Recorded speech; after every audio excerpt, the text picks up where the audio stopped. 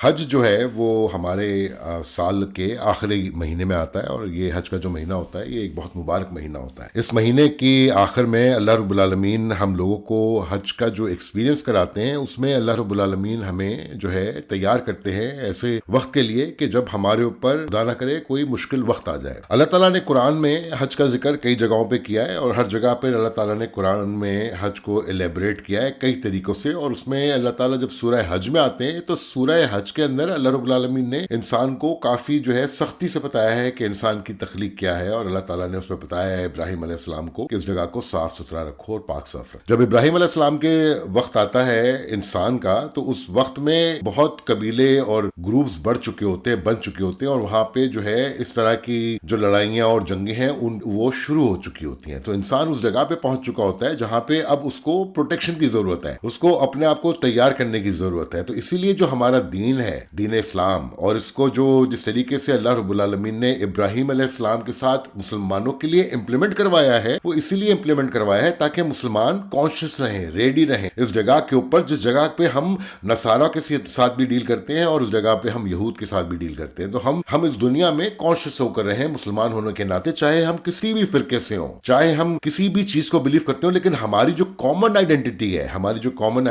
ہے، وہ مسلمان ہے، اور وہ جو بھی فرقے کو فالو کرتے ہیں اس کی ججمنٹ اللہ رب العالمین کی ان کے ساتھ ڈائریکٹ ہے، اس سے ہمارا کوئی تعلق نہیں ہے۔ آپ کوئی بھی کسی بھی آپ فرقے کو اٹھا لیں، آپ کوئی بھی کسی کو کچھ کہہ لیں، آپ کو اس کو کچھ بھی کہنے سے پہلے سوچ لینا چاہیے کہ وہ انسان ایک مسلمان ہے، اور ہم اس کو کس طریقے سے جج کر رہے ہیں۔ ہمارا رائٹ نہیں ہے اس کو جج کرنے کا، اور جب ہم کسی کو جج کرتے ہیں تو ہم نعوذ باللہ اپنے آپ کو بہت غلط مقام پر لے جاتے ہیں، اور ہمیں اس طرح کی باتیں کرتے ہوئے سوچنا چاہیے۔ تو اللہ تعالیٰ جب ہمیں سورہ حج میں حج کے بارے میں بتاتے ہیں تو اللہ رب العالمین پھر ہمیں کہانی سناتے ہیں سورہ کہف میں، اور سورہ کہف ہماری ایک بہت خوبصورت سورت ہے، اور سورہ کہف کو پڑھنے کا بہت فضیلت بتائی ہے رسول اللہ نے کہ سورہ کہف کو پڑھو، غور سے پڑھو، اور سوچو کہ اس میں اللہ رب العالمین کیا ذکر کر رہے ہیں اور حج کے ساتھ اس کا کیا کنیکشن ہے۔ سورہ کہف میں اللہ رب العالمین جو ہے جب شروع کرتے ہیں، اللہ رب العالمین سناتے ہیں کہانی 7 سلیپرز کی کہانی جو اللہ تعالیٰ نے بتائی ہے، جو سورہ کہف کی جو اصل سٹوری ہے اس میں یہی اللہ رب العالمین نے بتایا ہے۔ کچھ جوان تھے جو اللہ کا نام لے کر کے چلے گئے غار کے اندر، تو اللہ تعالیٰ وہاں پہ ہمیں ادھر سے وہ کہانی شروع کرتے ہیں، لیکن ہم ابھی یہاں پہ اس کہانی کو روکتے ہیں اور ہم آتے ہیں اس جگہ کے اوپر جب اللہ رب العالمین ہمیں ذوالقرنین کا قصہ سناتے ہیں، اور ذوالقرنین کے قصے میں اللہ رب العالمین ہمیں بتاتے ہیں کہ یاجوج اور ماجوج آئیں گے اس دنیا کے اوپر، اور اس کے بعد سور پھونکا جائے گا۔ اس حج کو اس یاجوج ماجوج کے لیے اللہ رب العالمین تیار کر رہے ہیں، لیکن ہماری پرابلم یہ ہے کہ ہم جس دور میں آئے ہوئے ہیں ہمیں نہیں پتا کہ ہمارا یاجوج ماجوج آ جائے گا یا ہماری اگلی پیڑھیوں میں آئے۔ تو مسلمان ہونے کے ناطے ہمیں اپنے حج کو اتنی امپورٹنس دینی چاہیے، اور ہمیں اپنی آنے والی جنریشن کو حج کی امپورٹنس بتانی چاہیے کہ آنے والا وقت جس جنریشن، کیونکہ اللہ تعالیٰ اپنے قرآن میں فیوچر کا ذکر کرتا ہے، اللہ رب العالمین اپنے قرآن میں جب اس دنیا کو ختم کرنے کا ذکر کرتے ہیں تو وہ فیوچر کا ہی ذکر کرتے ہیں، اور جب یاجوج اور ماجوج کی آمد کی بات کرتے ہیں، چاہے آپ اپنے امیجنیشن سے کچھ بھی سوچ لیں، کیونکہ قرآن ہے ہی بیسڈ امیجنیشن کے اوپر، تو اگر آپ کی امیجنیشن یہ کہتی ہے کہ یو ایف اوز آئیں گے، یا آپ کی امیجنیشن یہ کہتی ہے کہ وہ کوئی یہاں پہ قوم ہے جو ہمارے ساتھ ہی پل رہی ہے، پھول رہی ہے اور بڑھ رہی ہے اور آہستہ آہستہ اندر گھس رہی ہے ہمارے، آئی ڈونٹ نو، جو بھی ایک انسان سوچ سکتا ہے اس کو، اور جس طریقے سے بھی اس کو ڈفرنٹ طریقے سے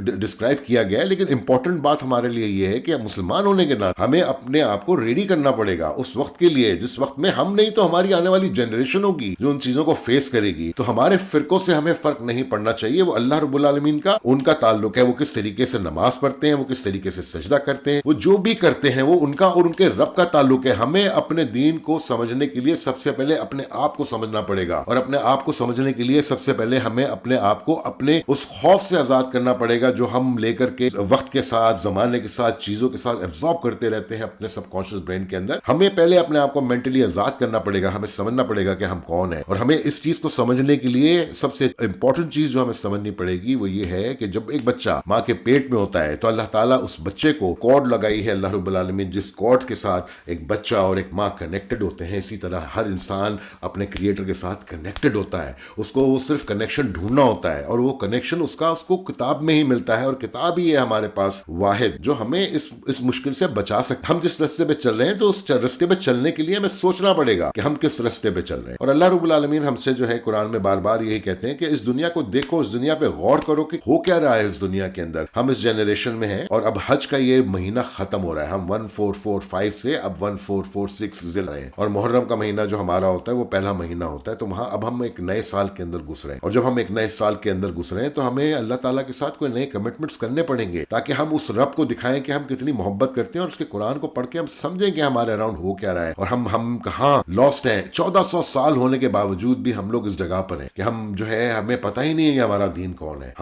ہمیں اپنے مذہب کے بارے میں نہیں پتا، ہمیں اپنی پروفیسی کا نہیں پتا، ہمیں یہ نہیں پتا کہ اللہ رب العالمین نے قرآن میں بار بار انسان کی تخلیق کا ذکر کیا ہے، بار بار انسان کی تخلیق کا ذکر کیا ہے، اور اللہ تعالیٰ کوئی بھی چیز بغیر مقصد کے نہیں کرتے ہیں۔ تو قرآن کے اندر انہوں نے جو کچھ بھی ڈالا ہوا ہے ہر چیز مقصد سے ڈالی ہوئی ہے، کو ڈھونڈنا ہے اور پڑھنا ہے اور سمجھنا ہے کہ ہمارا رب ہم سے کیا کہہ رہا ہے۔ جزاک اللہ خیر۔